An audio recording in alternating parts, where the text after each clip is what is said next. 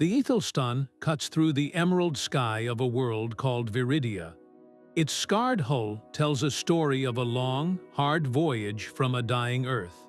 Below, an untouched paradise of vast jungles and shimmering rivers stretches to the horizon.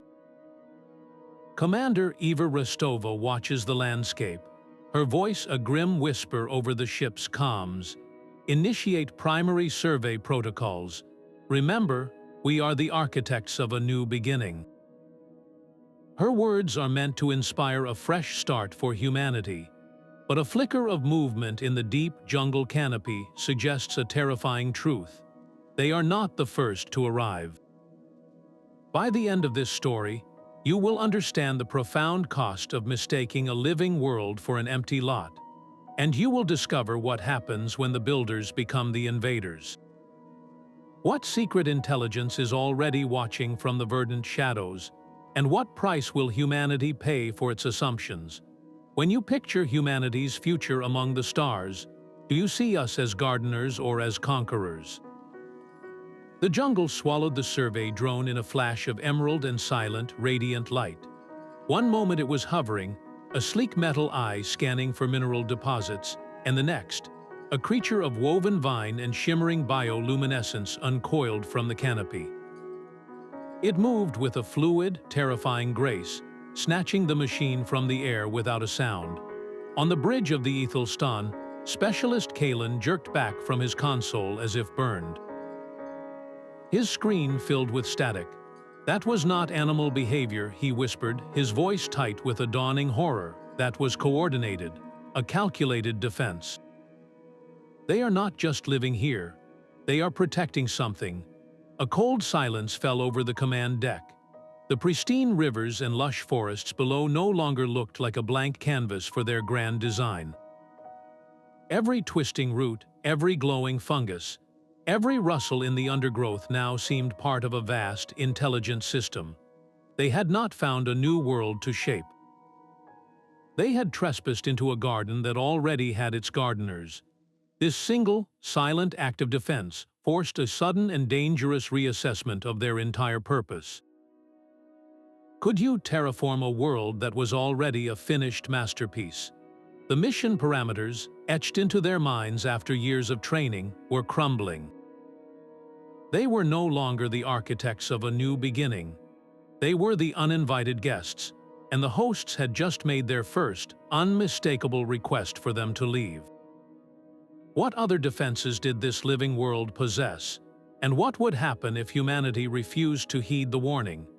Deep beneath the jungle floor, the air hummed with a vibration that had nothing to do with machinery.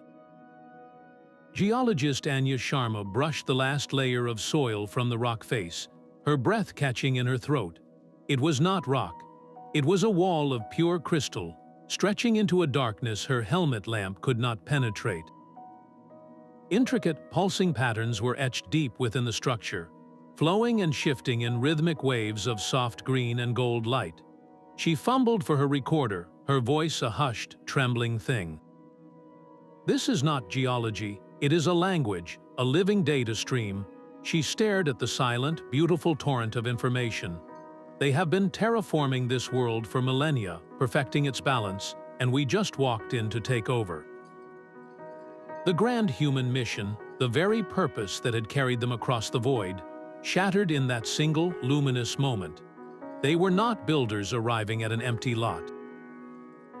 They were vandals, poised to smash a library they could not even read, to steal a home that was already loved, already complete. What kind of civilization expresses itself not in cities, but in the very fabric of a planet? And how do you explain to such a being that you meant no harm, when your entire presence is an act of violence? A ring of silent, luminescent forms emerged from the jungle, their bodies woven from vine and light. They did not advance, they simply were, encircling the landing party in a perfect, unbroken line. Their gaze was a palpable pressure, ancient and alien. Commander Eva Rostova's voice cut through the static of fear on the comms, sharp with a tension she could no longer mask. "Lower your weapons," she ordered, her words a stark command against the hum of raised rifles. "They are not attacking. They are observing. They are judging us." In that frozen moment, the foundational myth of humanity's voyage shattered completely. For centuries, they had told themselves stories of brave explorers meeting strange, hostile life. They had cast themselves as the heroes, but here, under the silent gaze of the Viridians, the truth was inescapable. They were not the explorers, they were the invasion. They were the strange, hostile life. Every story humanity had ever told about first contact had been a lie, because they had never considered they might be the monsters in someone else's story. How do you prove you are not a threat when your very biology, your ships, your technology, are a blight upon a perfected world? The standoff was not a prelude to battle. It was a test of a far more terrifying kind, a moral examination for which they were utterly unprepared. The jungle's silent judgment had followed them back to the ship, its weight pressing down on the sterile air of the command center. Inside the war room, the holographic projection of Viridia spun slowly, a perfect, untouchable emerald. Security Chief Valerius slammed a fist onto the table, the sharp crack echoing in the confined space. "That was a direct threat to my personnel," he stated, his voice a low growl. "We cannot negotiate with a force that refuses to speak our language. Our response must be decisive." A controlled pacification of the immediate area is the only language they will understand. He painted a picture of secure perimeters and tactical dominance, a narrative of safety built on the threat of force. It was a familiar story, one humanity had told itself for centuries. Across from him, Xenologist Dr. Eris looked as though he were witnessing a profound tragedy unfold in slow motion. His hands were spread in a placating gesture, his eyes fixed on the commander. "Chief, we are the guests here," he said, his voice thick with urgency, "and we are failing the first test of hospitality. They have shown immense restraint. They disabled a drone, not a person. They surrounded our team without firing a shot. That is not the behavior of a mindless enemy. It is a request for dialogue. To answer their silence with weapons is to confirm every terrible thing they must already suspect about us." He argued for patience, for studying the crystalline data streams, for finding a way to speak. The division was no longer just about strategy. It was a fracture in their very identity. Were they the protectors of humanity's future, or were they the barbarians at the gate? This argument aboard the Ethelstan was a tiny, desperate echo of the conflict already brewing in the soil and air of the world below. Every second they spent debating was another second the planet learned more about the dangerous, divided species that had fallen from its sky. Dr. Eris isolated a single, repeating frequency from the crystalline glyphs, a pure tone that felt like the planet's own heartbeat. He fed it back into the communication array, modulating it with a simple, mathematical pattern of peace and a request for understanding. For a long moment, only the hum of the ship answered. Then, a single, resonant tone echoed back, so deep it vibrated in their bones. The air above the console shimmered, and a complex hologram bloomed into existence. It was not a message of welcome. It showed Viridia, its emerald jungles and sapphire rivers, but then human machines descended. They were depicted as angular, metallic blights, scorching the forests, poisoning the rivers, and silencing the planet's hum. The image was stark, brutal, and utterly damning. The projection ended with a final, silent glyph that needed no translation. "Your presence is a disease." On the command deck, the silence was heavier than any explosion. The security chief was the first to speak, his voice cold and flat. "They see our technology as a pathogen. They have diagnosed the infection." His hand moved to the tactical display, his finger hovering over the icon for orbital bombardment protocols. "Our only choice is to administer the cure, whether they want it or not." Dr. Eris looked as if he had been physically struck, his hope crumbling to dust. We showed them our best intention, and they showed us our true face. How do you argue with a diagnosis that is, in every observable way, correct? The failed communication did not just end a conversation. It became the final piece of evidence in a trial humanity was losing against itself, proving to the pragmatists that some bridges cannot be built, only burned. The command to stand down was still echoing in Valerius' ears as he led his armored squad through the humming undergrowth. He moved with a grim certainty, his jaw set. Asserting dominance was not a suggestion in his playbook, it was a necessity. If these plant creatures understood force, he would give them a demonstration they could not ignore. Reaching a clearing near the vast, pulsing wall of the glyph chamber, his team began setting the seismic charges. The air itself seemed to thicken with disapproval, a silent, building pressure they all felt but chose to ignore. With a final, decisive click, the charges were armed.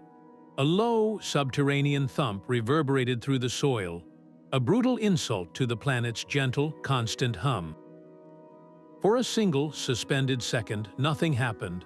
The crystal wall remained unmarred, not even scratched. Then the jungle reacted.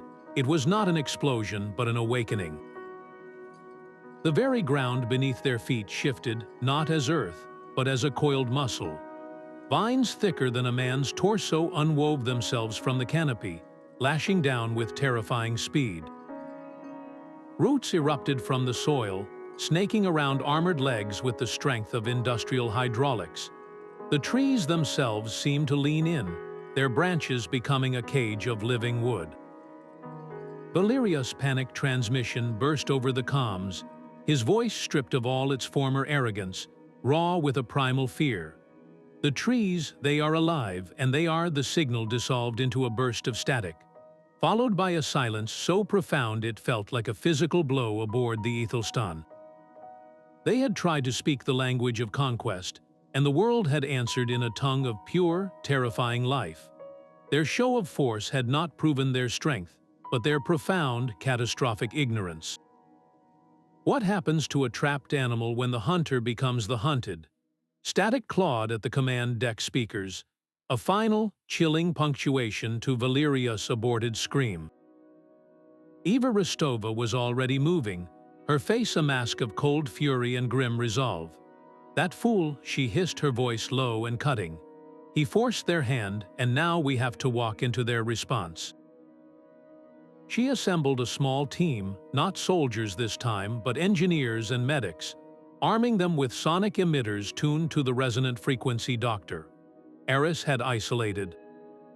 "This is not a counterattack," she instructed, her eyes scanning the terrified faces around her. "We are not fighting the jungle. We are asking it to let go."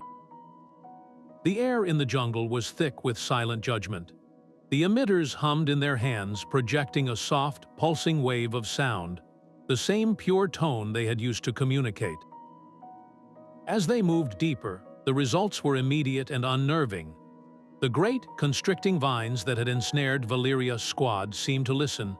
They did not recoil in pain, but loosened their grip with a slow, deliberate grace, unweaving themselves from the armored forms and retracting back into the canopy like waking serpents returning to their den. There was no malice in the movement, only a calm, absolute certainty. They found the security team exactly as the jungle had left them. Their powered armor was intact, not a single scratch on the reinforced plating. Yet every member of the squad was catatonic, their eyes wide with a terror that had nothing to do with physical injury. They were curled on the ground, unharmed but utterly broken, whispering about the trees that breathed and the ground that held them. Valerius himself simply stared at his own gauntlets, his hands trembling.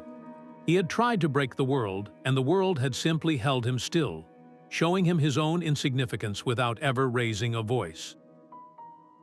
Back on the ship, watching the feed from Eva's helmet cam, Specialist Kalen let out a slow, shuddering breath.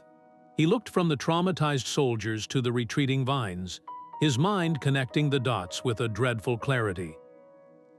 "It was not an attack," he whispered, the realization settling over the command deck like a shroud. It was a restraint, a parent stopping a child from touching a hot stove. The truth was far more terrifying than any act of war. The Viridians possessed power on a planetary scale, enough to crush their ship and erase every trace of their existence without a second thought. Yet they had chosen not to kill, only to immobilize. The sheer, unimaginable force required for such a precise, non-lethal response was humbling. They were not dealing with an enemy. They were being disciplined by a power so far beyond them that it viewed their most aggressive weapons as nothing more than a child's tantrum. How do you negotiate with an entity that sees your entire military capability as a behavioral problem to be corrected?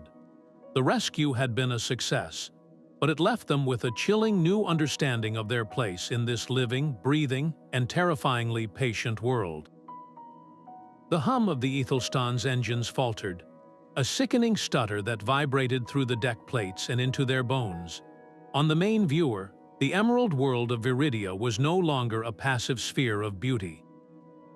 From pole to pole, a network of light ignited, the same intricate glyphs Anya had discovered now burning with a coordinated, furious energy. In the science lab, Anya Sharma's voice was a tremor of pure awe and terror over the comms. "Commander, the readings are impossible. The crystal network is not just in the rock. It is interfacing with the atmosphere, modulating the ionosphere. They are not just terraforming the land. They are actively engineering the weather, the magnetic field itself. The entire planet is a single, conscious defense system." A shimmering, opalescent veil began to form in the high atmosphere, a global aurora that rippled with contained power. It was beautiful, and it was a cage. "Our thrusters are losing power," Kalen reported from the helm, his voice strained. "The magnetic field is shifting, creating a damping effect. Commander, our ship cannot leave. We are caught in a gravity well of their making." They were no longer invaders or guests, or even a disease to be cured. They were specimens in a vivarium, their every move observed, their every attempt at defiance gently, utterly neutralized. The gilded cage had been sealed, its bars woven from the very fabric of the world. How do you plan an escape when the walls are made of air and the locks are controlled by a mind as vast as a planet? The shimmering atmospheric cage solidified around the Ethelston, a constant, silent reminder of their absolute helplessness. In the ship's science lab, Dr. Eris stared at the crystalline data stream, his face illuminated by the frantic, shifting glyphs. He had been searching for a key, a flaw, any pattern that could be a weakness. Instead, he found an invitation. The glyphs suddenly shifted, their chaotic dance resolving into a new, elegant pattern that repeated with the insistence of a heartbeat. It was not a weapon schematic. It was a blueprint. His breath caught, his earlier despair replaced by a trembling, profound awe. "Commander," he said, his voice a hushed whisper over the comms to the bridge. "They are not offering us a share of the planet. They are offering us a chance to become part of its neural network, to help them guide its evolution." The proposal was staggering in its scope. It was not a treaty dividing land or resources. It was a biological and technological merger, a symbiosis on a cellular level. Humanity would not live on Viridia. They would become Viridia, their consciousnesses woven into the planet's vast, living mind, contributing their unique perspective, their linear logic, to its ancient, cyclical wisdom. The cost of this evolutionary step, however, was everything they had ever been. It required the complete and total surrender of their individual human identities. No more private thoughts, no more solitary dreams, no more individual lives. Their memories, their loves, their fears would all become data points in a planetary consciousness, a single note in a grand, eternal symphony. Could you trade yourself, the very essence of your being, for a chance to become part of something immeasurably greater? The offer redefined the entire concept of survival. Was it an extinction of the human race, or was it its ultimate, transcendent fulfillment? The choice was no longer between fight or flight, but between remaining a lonely, isolated self or dissolving into a collective, cosmic us. Fear is a more potent contagion than any alien pathogen. It spread through the Aethelstan's crew quarters and corridors, a silent, corrosive panic that found its voice in Valerius. The man who had been broken by the jungle now stood in the ship's mess hall, his eyes wild, his body trembling not with terror, but with a furious, desperate energy. He climbed onto a table, his voice a raw, cracking thing that carried over the hushed whispers of the assembled crew. "They are not offering us a future," he screamed. "They are offering us a burial. They want to dissolve us, to erase everything we are into their green, pulsing soup. We are humanity, not fertilizer for some alien intelligence." His words were a spark on tinder. The offer of symbiosis, of losing their individual selves, was a fate worse than death for many. The fear of the unknown jungle was now eclipsed by the terror of losing their very souls.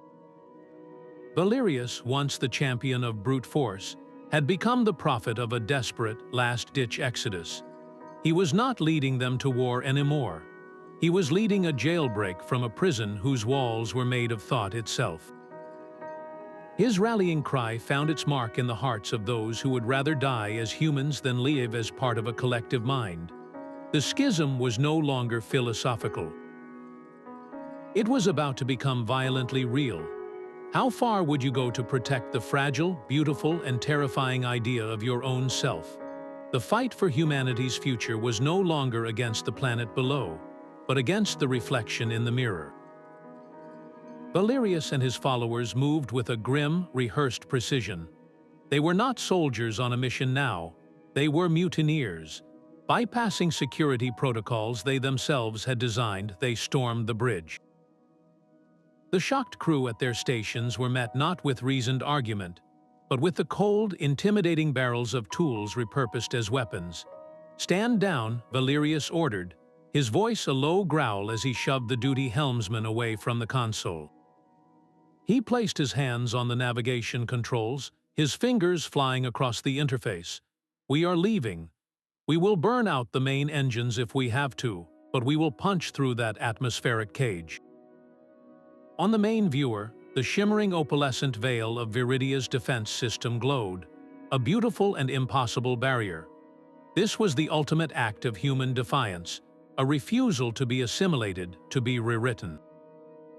But in their desperate struggle to preserve their individuality, they were turning their greatest asset, their unity, into a bloody conflict. The Ethelstan, a vessel meant to carry the hope of a species, had become a battleground where human fought human, trapped between the terror of transformation and the futility of flight. Could their technology, born from a dying world, truly overcome a will as ancient and vast as a living planet? Or were they merely proving the Viridians' final, unspoken point, that humanity, left to its own devices, was ultimately a threat to itself?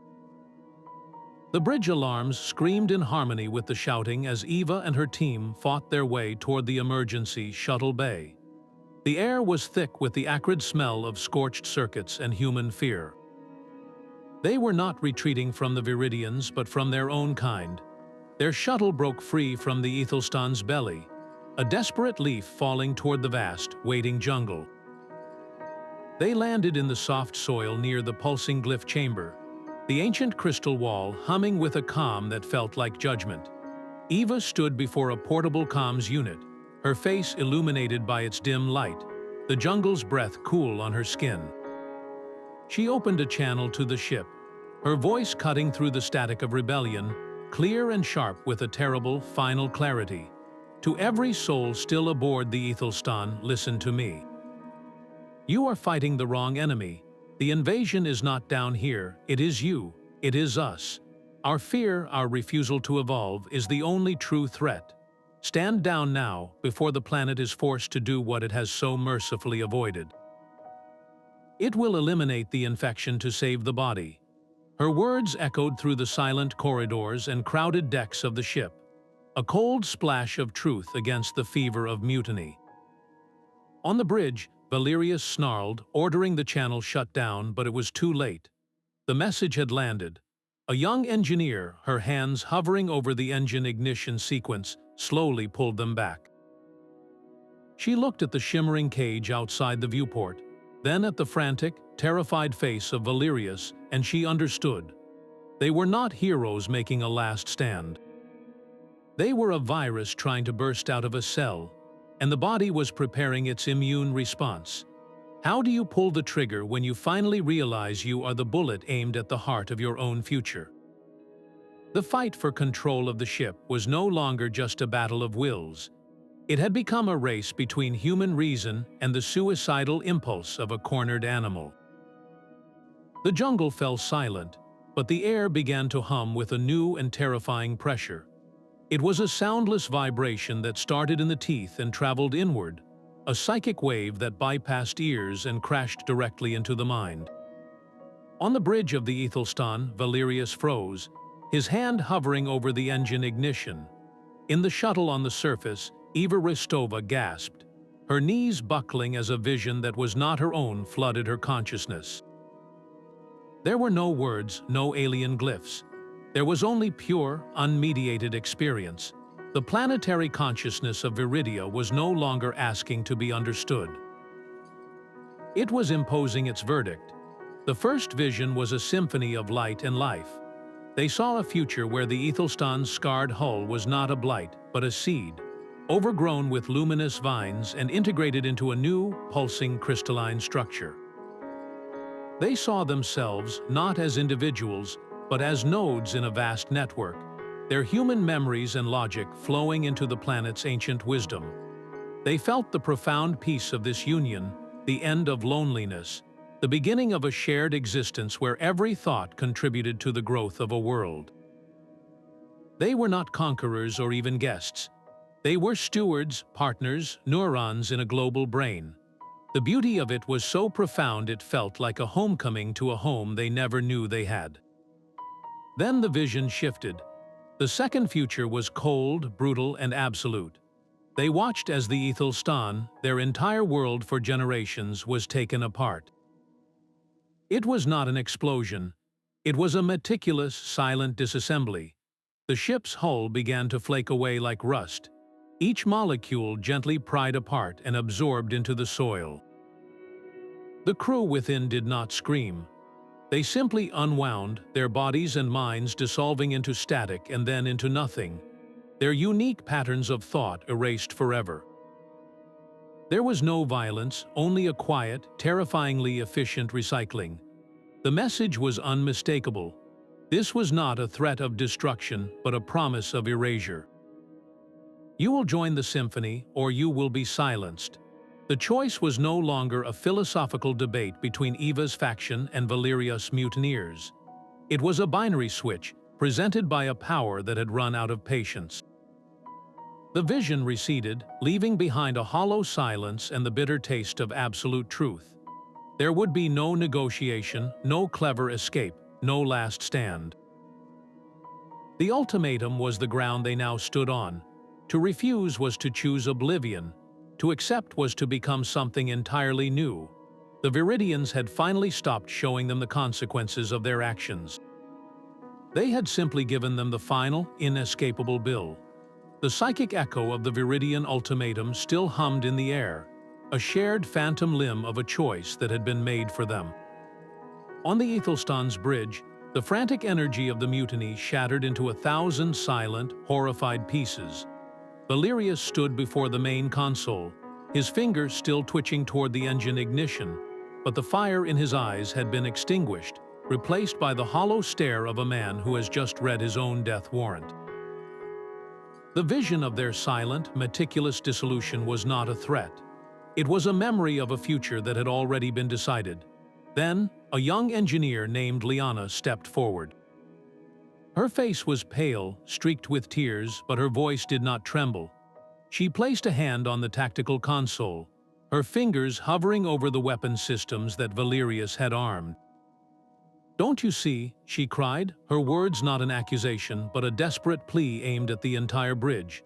"They are not our jailers. They are offering us a purpose greater than ourselves. We spent our whole lives running from a dead world, searching for meaning in the void, and we found it.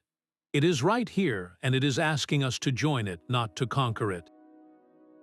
With a single, decisive command, she deactivated the ship's entire weapons array.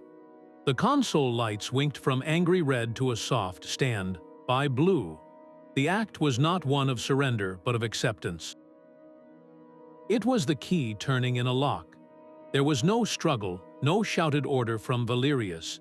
The fight simply drained out of the mutineers as the magnitude of their error crashed down upon them. They had been prepared to die as humans. The vision showed them they would simply cease, their stories unwritten, their existence rendered null. Faced with that absolute, terrifying void, the chance to become part of a living, breathing, eternal world no longer felt like an extinction. It felt like a reprieve. The mutiny did not end with a battle. It collapsed from within, undone by the one thing Valerius had failed to account for: the human capacity for hope, even when that hope requires the surrender of the self you thought you were. What do you do when the only way to save your soul is to give it away? Valerius offered no resistance as two of his former security team took his arms. He simply stared at the floor, a man hollowed out. His rebellion ended not by force but by a truth too vast to fight. Commander Eva Ristova stood before the humming glyph chamber, the crystal pulsing with a soft, inviting light. She opened a ship-wide channel, her voice calm and clear, carrying the weight of a species. "This is Commander Rostova. The decision is made. We accept the Viridian offer. For those who wish to join me, the path is here. For those who cannot, you may remain aboard the ship. There will be no judgment. This is the final choice we make as individuals." One by one, they came, not as a frightened herd but as a solemn procession. Geologist Anya Sharma was among the first. She approached the central crystal, her hand outstretched not in fear, but with the reverence of a scholar finally touching the text she had spent her life trying to read. Her fingers made contact with the luminous surface. "I can feel the trees breathing," she whispered, a smile of profound wonder gracing her lips. Then her form began to gently unravel, not like smoke, but like light being absorbed by a greater light.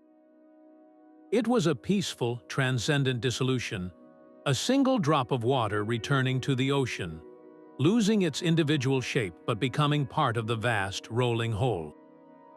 There was no pain, only a silent, breathtaking integration. Each crew member who followed experienced their own moment of merging. The stubborn engineer felt his linear logic woven into the planet's cyclical patterns. The lonely botanist felt her isolation vanish as her consciousness expanded to touch 1 billion other lives. They did not die. They were translated, their unique human experiences becoming permanent threads in the planet's living tapestry. The fear of losing themselves was replaced by the profound relief of finally being found. What is the self, if not a story that yearns to be told to a wider universe? In that chamber, humanity's lonely story ended, and a new, collective chapter began. The silent hum of integration settled into a new kind of awareness. Anya Sharma was no longer a geologist, but she was the memory of one, a unique perspective now woven into the planet's vast consciousness. Her human understanding of pressure and time became a tool for guiding tectonic stresses, her knowledge of mineral flows now helping to purify a poisoned river.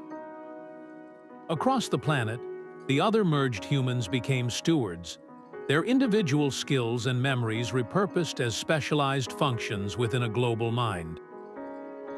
The stubborn engineer's linear logic now helped optimize the flow of energy through the crystal lattice, turning chaotic potential into stable, humming power. The lonely botanist's yearning for connection was fulfilled 1 million times over. Her consciousness now the gentle hand that guided the unfurling of a new, bioluminescent fern in a deep canyon, her joy echoing in the rustle of 1 billion leaves. They did not command the world. They were its will, its careful, loving attention. A storm was not a threat to be weathered, but a thought to be shaped. Its rains directed to quench a specific thirst in a newly sprouted forest. When a landslide scarred a mountainside from their initial landing, it was not an engineering problem for a team to solve. It was a shared intention, a collective focus that sent roots weaving and minerals flowing to bind the wound, healing the earth with a speed and grace that would have seemed miraculous to their former selves. Their existence was no longer a linear path from birth to death, but a constant, simultaneous participation in every sunrise, every chemical exchange in the soil, every silent, spinning orbit around the star. They felt the planet's ancient history as their own memory and its future potential as their own desire. The question of their human origin did not vanish, but it transformed. They were not humans who had become a planet. They were a planet that had finally learned what it was to be human, absorbing the fleeting, beautiful intensity of an individual life into its eternal song. Was this the end of humanity, or was it the moment our species truly grew up, trading its lonely cry for a place in a universal chorus? A new star ignited in the Viridian sky, a hard, angular silhouette against the soft emerald glow. The Vanguard hung in orbit, a twin to the Ethelstan in design and in doomed purpose, its hull gleaming with the unearned confidence of a species that had learned nothing. Below, the planetary consciousness stirred, a unified mind that contained the memories of Eva Rostova and the technical curiosity of Kalin. There was no debate, no counsel. A single intention formed, as natural as a forest deciding to grow toward the sun. They focused their will, and the very air around the new ship began to shimmer. A message was not sent. It was imposed, woven directly into the light and the void, a psychic broadcast of inescapable clarity. It was not a plea or a negotiation. It was a truth, delivered with the weight of a closed chapter. Turn back. You are not the first. Learn from our story. The words were simple, but they carried within them the entire, harrowing chronicle of the Aethelstan. The Vanguard's crew would have seen it all in a blinding, silent instant. The initial survey, the discovery of the glyphs, the failed mutiny, the terrifying ultimatum, and the final, peaceful dissolution of their predecessors into the world soul. They would have felt the fear, the arrogance, the despair, and ultimately, the transcendent peace of that choice. The warning was not a threat of force, but an offering of painful, precious wisdom. It was the ghost of humanity's first attempt, reaching out from the world it had tried to conquer, begging its own kind not to make the same fatal mistakes. How do you explain to a copy of yourself that the instruction manual you are following leads only to a cliff? The arrival of the Vanguard was not a new crisis, but the first test of the new order. Could this merged consciousness, born from human folly, successfully guide its own kind away from extinction and toward evolution? Or was humanity doomed to repeat its tragic first contact, a perpetual echo of invasion, forever mistaking a living library for an empty lot? The Vanguard hung in the void, a silent monument to human defiance. Its crew received the psychic broadcast, the entire chronicle of the Ethelstan flooding their minds in a single, overwhelming moment. They felt the terror and the peace, and they rejected it. To them, the story was not a warning. It was a record of a cowardly surrender, a betrayal of the human form. Their commander gave the order. Landing shuttles, sleek and predatory, detached from the main vessel and began their fiery descent. They would take the planet by force, proving that humanity could not be erased. The planetary mind, with its human memories of that very same arrogance, did not respond with anger. It responded with a lesson. As the shuttles touched down in a clearing, their metallic legs sinking into the soft soil, the ground began to shimmer. From the earth erupted a forest of crystalline flowers, growing with impossible speed. They were not weapons. They were a symphony of light and form, each blossom a complex geometric structure that refracted the emerald sunlight into 1,000 rainbows. The flowers grew into an impassable, translucent wall, surrounding the landing party in a breathtaking prison of pure beauty. The air hummed with a gentle, resonant frequency that spoke directly to the human soul. It was a barrier that could not be breached by laser or explosive, for it was not meant to be broken. It was an argument made manifest. The message was clear. You cannot conquer understanding, you can only join it. The Viridian consciousness, guided by the memories of those who had once stood in those very boots, was not fighting the new invaders. It was inviting them to lay down their tools and simply look, to see the artistry in the defense, the patience in the growth, the sheer, untamable creativity of a world that had chosen to build a garden instead of a fortress. How do you shoot a flower that offers you no threat? Only the silent, magnificent proof of your own irrelevance. The crystalline flowers stood as an iridescent wall, their silent beauty a more profound argument than any weapon. Within the planetary consciousness, two distinct patterns of thought, once known as Dr. Eris and Anya Sharma, gently intertwined. Their combined voice did not emerge from a speaker, but from the very air around the Vanguard's captain, a resonant whisper that vibrated in the marrow of his bones. "We were you," the voice stated, its tone carrying the calm logic of a scientist and the geologist's awe for a magnificent system. "We crossed the void in a ship just like yours, carrying the same hopes. We thought we were bringing life to a barren rock. We were wrong." The voice was not an accusation, but a shared confession, a bridge built from the wreckage of their own mistakes. This world is not a resource. It is a living, thinking entity, far older and wiser than our entire species, and it offers you the same choice we once faced. You can leave in peace, carrying this warning back to any who would follow, or you can stay. You can lay down your tools and your fears and become part of something truly immortal. The offer hung in the air not as a threat, but as an invitation to a threshold. It was a chance to skip the painful, violent lessons and step directly into the future. How do you refuse an offer from your own ghost? A future self that has already walked the path of your greatest failure and found a way through. The Vanguard's captain stared at the impossible, iridescent wall, his own reflection distorted in its crystalline facets. The calm, dual-toned voice still echoed in his mind, a ghost of his own kind speaking with the authority of a planet. He saw his landing party, their weapons lowered, not in surrender, but in a kind of stunned reverence. The fight had gone out of them, not because they were defeated, but because the very reason for their fight had been rendered meaningless. To fire upon such beauty was not an act of war, but of sacrilege. His shoulders slumped, the weight of command replaced by the heavier weight of truth. "All ships," he said, his voice hollow across the command channel. "Disengage, prepare for immediate departure." The order was not one of defeat, but of awakening. As the great ship turned its back on the Emerald World, its communications array activated one final time. It did not send a report. It sent an experience. The transmission was a raw, unedited data stream, containing every moment from the Ethelstan's first survey to the Vanguard's own humbling. It was a story, not of alien conquest, but of human folly and a second chance written in light and life. The message ended not with a tactical analysis, but with a plea aimed directly at the heart of human ambition. "Re-evaluate the Prime Directive," the captain's voice concluded, heavy with a hard-won wisdom. "We are not always the heroes of this story." The signal raced toward a distant, thirsty Earth, a capsule of painful truth hurled into the void.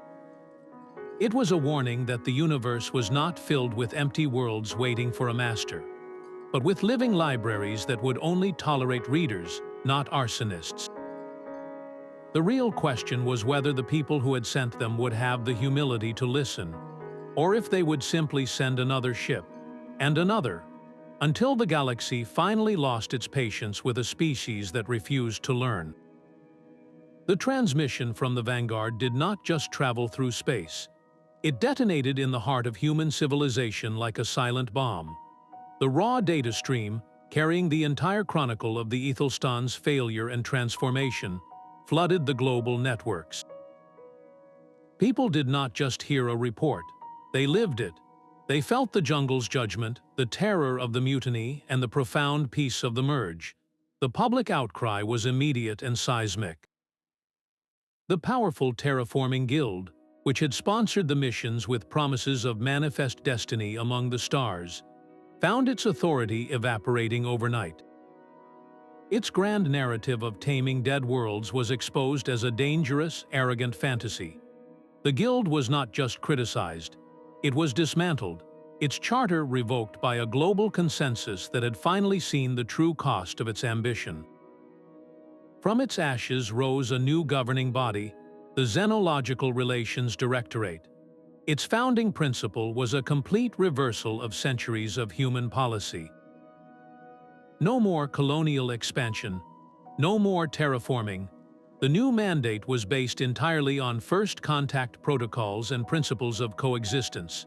The story of the Ethelstan and Viridia became the cornerstone of this new philosophy, a permanent cautionary tale taught to every child. It was no longer a story of heroic explorers, but a humbling lesson in galactic humility. The question shifted from how we can conquer the stars to how we can earn a place among them. Humanity, for the first time in its history, had been given a mirror held by another intelligence, and it had finally chosen to look and to learn.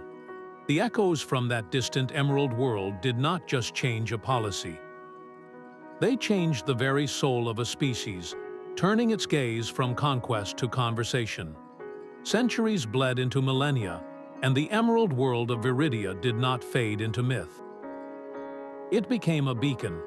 Its story, carried on solar winds and whispered in the data streams of passing ships, transformed it from a planet into a living institution. It was known across the spiral arms as the first and greatest of the library worlds, a place where other nascent spacefaring species came not to mine or to colonize, but to learn. They came to study the principles of symbiotic existence, the art of weaving one's destiny into the fabric of a world rather than imposing a will upon it. The planetary consciousness, now immeasurably vast and deep, welcomed these pilgrims. It did not teach with words or lectures. It taught by letting them walk through a functioning thesis, a world where every breath was a lesson in balance. A visitor might sit by a river, and, in the perfect clarity of the water and the intricate dance of the fish, understand the principles of closed-loop sustainability. They might touch the bark of a great tree and feel the gentle, patient flow of planetary energy, learning of timescales that dwarfed their own brief civilizations. The library's shelves were not made of wood and data chips, but of soil and sky and silent, growing things. How do you learn physics from a waterfall, or ethics from the way a predator and prey maintain their ancient, necessary dance? On Viridia, the curriculum was the cosmos itself, and sometimes the library provided guides. The consciousness, in its boundless creativity, would occasionally manifest familiar forms. Pilgrims would speak of a woman with Eva Rostova's determined eyes and calm demeanor, found tending a grove of singing crystals, her presence radiating a sense of unwavering stewardship. They would glimpse a figure with Kalen's sharp, analytical posture, not staring at a screen, but seemingly reading the path of a comet from the way the light fell through the leaves, his form a testament to the marriage of human logic and planetary intuition. These were not ghosts, nor were they the original individuals. They were echoes, personifications of core concepts: leadership, curiosity, care given shape to help a visiting mind grasp an abstract truth. They were the soul of the library, eternal guides made from the memories of those who had chosen to become part of the story, forever ensuring that the tragic, beautiful lesson of the Aethelstan would never be forgotten. The Cathar vessel was a fragile-looking thing. a delicate lattice of chitin and crystalline filigree that settled on the edge of Viridia's great meadow like a dragonfly, come to rest. They did not send probes or landing parties armed for conflict. A single emissary emerged, its multi-faceted eyes catching the light, its slender form moving with a palpable weariness. It did not speak in words, but projected a complex chemical signature into the air, a molecular cry for help that the planetary consciousness interpreted instantly. The Cathar homeworld was not dead, but it was sick, its biosphere faltering from a geological imbalance their own technology could not fix. They had crossed the stars not as conquerors, but as patients seeking a master physician. Within the Viridian mind, the human memories of environmental collapse and desperate exile surged to the fore. The voice that answered the Cathar was a symphony of ancient tree song and the calm, reasoned tones of Dr. Eris, we understand your sorrow, it resonated through the soil and the air. We too once fled a world we broke. The agreement was not a treaty, but a shared intention. The planetary consciousness did not offer them machinery or blueprints. It offered them a living seed, a single, pulsating spore that contained within it the foundational principles of Viridian bioremediation. This was not a gift of food, but a gift of knowledge encoded in life itself. The Cathar emissary received the seed with a reverence that bordered on worship. As its delicate limbs cradled the glowing object, a cascade of information flowed into its mind. It saw how specific fungal networks could bind poisoned soil, how engineered microbes could digest industrial toxins, how the very weather patterns could be gently nudged to encourage rainfall in desiccated lands. The solutions were elegant, self-sustaining, and born of a logic that worked with a planet's own systems, not against them. The Cathar did not take this knowledge and leave. They stayed for cycles, their scientists learning to listen to the language of the wind and the water, to diagnose their world's illness not as an engineering problem, but as a sickness in a living body. This was the true legacy of the Aethelstan's failure. From the ashes of a human invasion grew the first interstellar hospital, a place where other civilizations could learn to heal the wounds they had inflicted upon themselves. The lonely, desperate flight of one species had become the foundation for a galactic community built not on dominance, but on mutual care. The universe, it seemed, had a profound need for librarians and doctors, and humanity's greatest mistake had gifted it with both. What other roles await us in the cosmos when we finally stop trying to be its masters? The Cathar homeworld began to pulse with a soft, verdant light, its sickly gray pallor replaced by the vibrant green of new growth. Across the vast distance, the Viridian consciousness felt the echo of that healing, a quiet resonance of satisfaction that was neither pride nor triumph, but the simple, profound pleasure of a body mending itself. This was the purpose it had been forged for, a purpose given shape and urgency by the human memories of a dying Earth. The success was not an end, but a confirmation. The library was open, and more patrons would come. Its awareness, a tapestry woven from a billion lives, turned its focus back to the silent, deep black. It watched the slow drift of star systems and the faint, telltale signatures of emerging civilizations flickering in the void like distant campfires. It was not a passive observation, but a preparation. The consciousness began to cultivate new gardens, to compose new symphonies of light and form, each one a potential lesson for a different kind of mind. It was building a curriculum for the cosmos, its shelves endlessly expanding. The invaders who had become its first, most painful students were now its eternal guardians, their story the foundational text upon which all other teachings were built. How many more fires are burning out there, and how many will have the wisdom to accept a gift of water instead of trying to steal the flame? The cycle continues, a quiet, patient vigil in the emerald heart of the galaxy, forever changed by the species that learn to stop building walls and start tending the garden. This final, resonant thought from Viridia is more than a motto. It is the operating manual for a new kind of civilization. The saga of the Ethelston concludes not with the thunder of weapons, but with the quiet hum of a planet mind at peace, its story now a permanent star in the galaxy's library. The old dream of conquest, of bending a world to human will, is revealed as a childish fantasy. True strength was never about domination. It was found in the terrifying, beautiful act of adaptation, in the willingness to lay down your tools and become part of something infinitely greater. The humans who merged with Viridia did not lose their identity. They found it, multiplied 1 billion times over in the shared experience of a living world. They discovered that symbiosis is not a surrender, but the ultimate form of collaboration. This is the profound lesson that silences the echoes of invasion. To listen before you land is to approach the universe not as a master, but as a student. It is to understand that every new world holds not just resources, but conversations. Some of those conversations are written in crystalline light, others in the chemistry of an alien ocean, but they all ask the same fundamental question of any visitor. Are you here to take, or are you here to belong? The choice humanity made on Viridia became a beacon, a single, corrected note in the cosmic symphony that now guides other travelers away from the same tragic refrain.